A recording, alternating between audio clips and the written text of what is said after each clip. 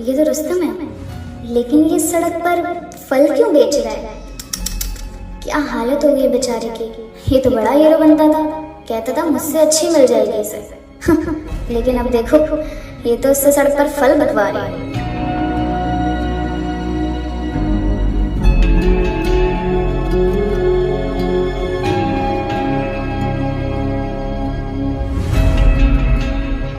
सुनो, ये 1 किलो कितने रुपए के दिए? ये 100 रुपए किलो। क्या 100 रुपए किलो?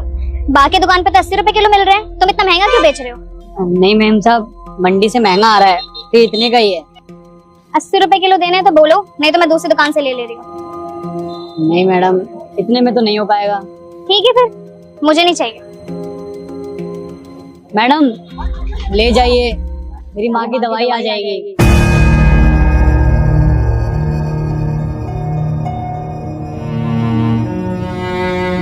क्या हुआ तुम्हारी माँ को?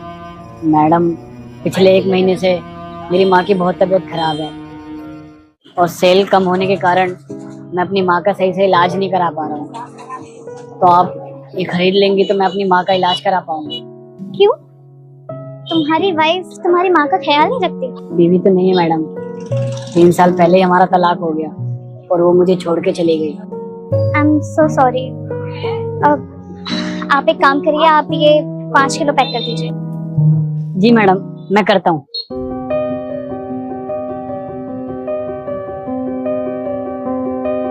ये लीजिए।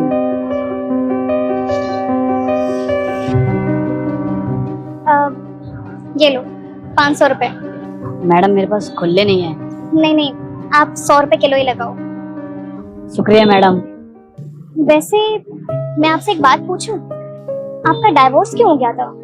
क्योंकि आप तो वेल एजुकेटेड भी लगते हो, इवन काफी मेहनती हो। मुझे तो ये लगता है कि आपकी वाइफ ही आपको डिजर्व नहीं करती हो। नहीं मैडम, वो तो बहुत अच्छी थी, बस शायद हम दोनों एक दूसरे को समझ नहीं पाए और वो इसलिए मुझे छोड़ के चली गई।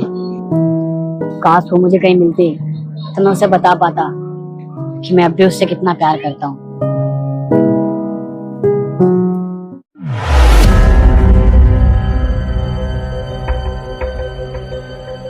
सुमन, ये तुमने क्या हालत बना रखी है अपनी? मुझे तो लगा कि तुमने मुझसे अच्छी लड़की से शादी कर ली होगी और तुम उसके साथ खुशी खुशी रह रहे होगे। अच्छा, जैसा कि तुम्हें पता ही नहीं है कि मैं तुमसे कितना प्यार करता हूँ। मैं अपनी लाइफ में किसी और को लाना तो छोड़ो, मैं किसी दूसरी लड़की के बारे में सोच भी नहीं सकता। ये मैंने क्या कर दिया? दूसरों की बातों में आकर मैंने खुद का घर बर्बाद कर दिया। मैं हमेशा से तुम्हें तान ही देती रही और लोगों से कंपेयर करती रही, कभी तुम्हारे प्यार को नहीं समझा मैंने। हो सके तो प्लीज मुझे माफ कर दो। सॉरी मत बोलो, जो कुछ होना था वो तो हो गया। अब इन बातों का याद करके क्या ही फायदा। रुस्तम, अगर तुम चाहो तो सब कुछ पहले जैसा हो सकता है।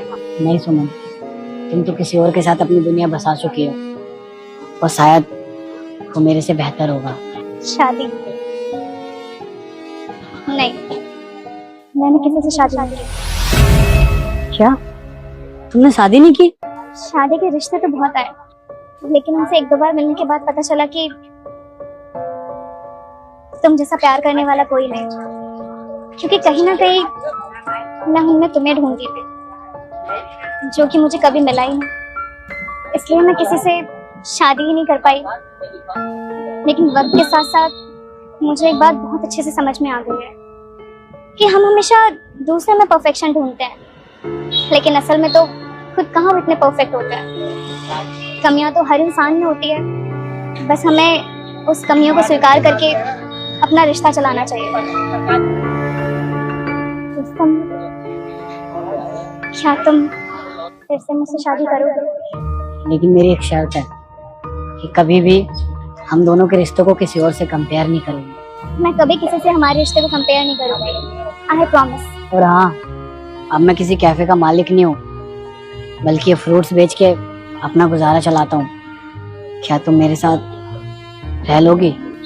मुझे इस काम से कोई प्रॉब्लम नहीं है। लोग तो बुरा काम करने से नहीं डरते, तो फिर हम अच्छा काम करने से क्यों डरे? और मुझे पूरा विश्वास है हम दोनों मिलके अपना एक कैफे जरूर खोलेंगे।